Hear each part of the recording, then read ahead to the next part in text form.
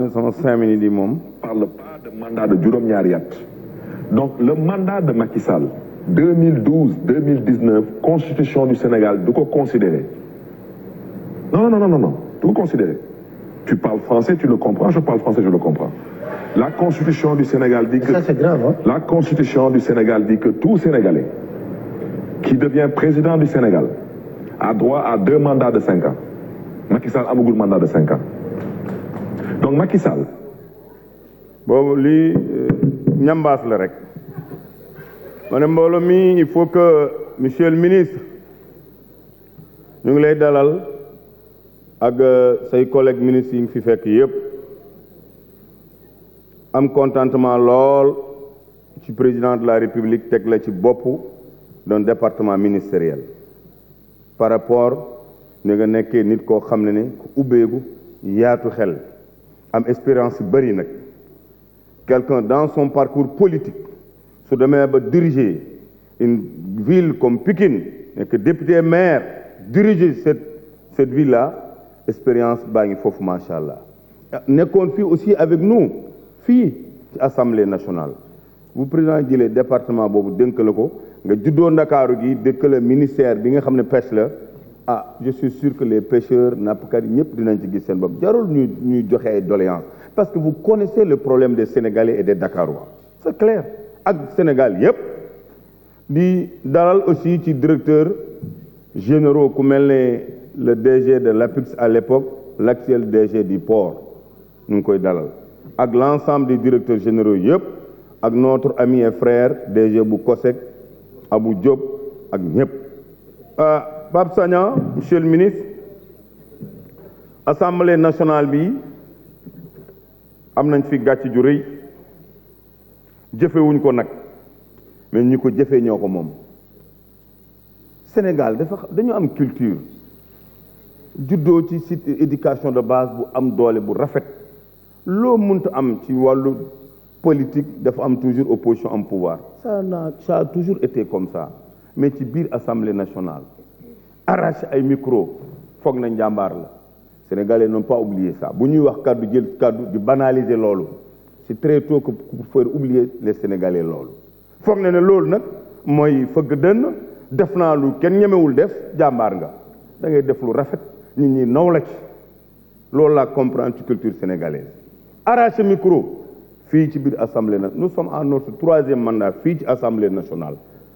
bu ñuy wax ci wàllu ancienneté yi xam na xëy na am na ñu fii ëpp mais bariwul donc 3 mandats nag ci biir assemblée nationale nekk nous sommes des doyens musu fi am te seeni leader politique ñu nekkoon fii ak ñoom bu baax di opposer pouvoir bi fi nekk tey mais li fi am musul am ñëw fii taxaw yëg ci ay table kaw table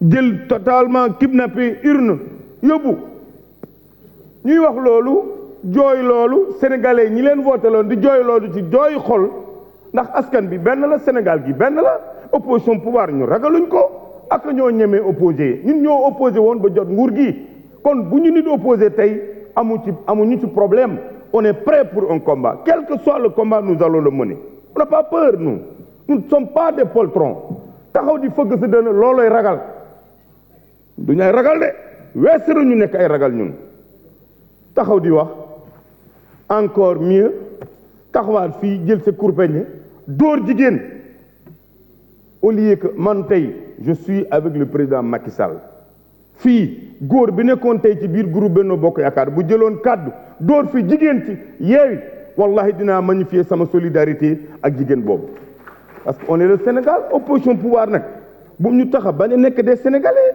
loolu moo ñu mag loolu moo fi des encore mais benn nit du jël kàddu ma solidariser loolu ou bien da nga ciy gën a c'est-à-dire que lii am nii ak lii xew ni au lieu mu jur naqar contentement la ak plaisir mais on est dans quel Sénégal ñu ngi lay wax ne daal budget bii subvention de moteur ay carburant ak lu nekk dinañ ko voté bu nañ ko voté waat ko ba dem futteeku indi ñeneen ñu koy voté na leen leer ne suñu amutoon ay député ñu indi ay jinne ñu voté. Merci honorable Soleil. La parole à et à l'honorable député Cheikh Aliou Bey. Mohamed Aïb Dafé se prépare. Monsieur le ministre, ñu ngi lay nuyu monsieur le ministre des Finances, monsieur le ministre des Institutions, di nuyu ñi nga àndal ñëpp, di nuyu le directeur général du port qui a déjà commencé à faire d'excellents résultats, le directeur du COSEC, mon frère le directeur Ousmane Ndiaye, le directeur de l'ANA, le secrétaire général, mon frère le DC, M. Diop, di nuyu ñi nga àndal ñëpp.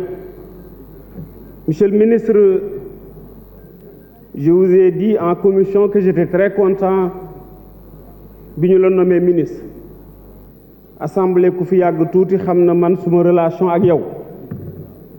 Tu es plus qu'un ami, plus qu'un frère. Et tu es un homme de défi et je sais que vous allez réussir. Parce que par où vous êtes passé, d'abord vous connaissez ce secteur pour y avoir fait plus de 30 ans. Mais partout où vous êtes passé, vous avez fait des résultats. Vous étiez maire de Pékin, avec ici des maires qui sont là. La même inspection d'État que les maires ont reçue, vous les avez reçus. Pendant le même nombre de mois, 6 mois. Et j'ai travaillé à tes côtés. Aussitôt que vous avez été élu, vous m'avez fait appel à moi pour que je gère la direction des recettes et de la fiscalité locale pendant 5 ans. Mais, monsieur le ministre, le rapport de l'inspecteur général d'État, Madame Yvonne, ne vous reprochez que la justification de 15 cartes RACTAC de 15 000 francs. Après 6 mois d'inspection. Vous n'avez jamais signé un papier. Cela témoigne de vos compétences, de votre management. Vous êtes un grand cadre de l'administration privée et vous avez toujours esselé. C'est pourquoi je ne suis pas surpris quand Mountaga, dès sa prise de fonction, a commencé à faire des résultats. Nous sommes titulaires d'un diplôme qui ne ment pas, le MBA de Montréal. Nous étions de la première promotion MBA UQAM HECI, toi et moi. Et les Mountaga nous ont suivis avec les Mansour Faye, etc. Nous avions 2 professeurs que nous avons admirés, Corinne Gendron et Serge Lhomme, sur la stratégie et sur le contexte. Monsieur le ministre, yal na la yàlla jàppale, yal na la yàlla dimbale. Monsieur le ministre, quand le président Macky Sall a pris le pouvoir, vous avez, rappelez-vous de la campagne, on disait que si un autre est élu, vous ne payerez pas les salaires. S'il n'était pas aussitôt l'aide, l'appui budgétaire dégagé par la France, on fonctionnerait difficilement. Ceux qui parlent de licence de pêche, j'ai l'habitude de dire que le Sénégal n'est pas isolé dans la planète.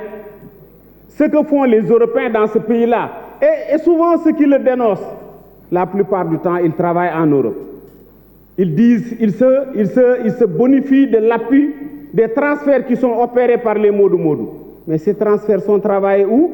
Dans ces pays européens. Nous ne disons pas la France dégage. Nous ne disons pas l'Espagne dégage. Nous sommes dans un partenariat dynamique. Ce que fait aujourd'hui le Fonds européen de développement, l'AFD, la Banque mondiale, la BAD, toutes ces banques-là, il y a la contribution des Européens et des appuis pour le Sénégal. Le TER qui fait aujourd'hui la fierté de tous les Sénégalais, combien de milliards ont été mis par le FED? Au niveau du KMS 3, il y a 93 milliards méga euros qui sont là. Un méga, c'est $1 million. C'est une monnaie qui est évaluée en ça. Pour dire simplement que, monsieur le ministre, les licences de pêche. Mais le thon que nous pêchons n'appartient pas aux Sénégalais. C'est un poisson migrateur qui quitte l'océan Atlantique à un moment de l'année pour aller vers l'océan Méditerranéen. Si on ne le pêchait pas, mais on pourrait le pêcher ailleurs si on ne le pêchait pas dans nos eaux territoriales. Maintenant, le fait d'autoriser à ce qu'on le pêche et que nous y gagnons, mais c'est de la stratégie. Je pense que ces licences de pêche-là, c'est des licences qui ont été accordées intelligemment. Et tout à l'heure, li Seydou wax mooy bi licence di pêche di am Sénégal boobu président Macky Sall mu ngi lycée ñi ko fi defoon si aujourd'hui Macky Sall est fautif de les reconduire, mais ceux qui l'ont créé, ceux qui l'ont initié, ceux qui l'ont renouvelé, mais sont aussi fautifs. Monsieur le ministre Dal, vous avez un secteur extrêmement important.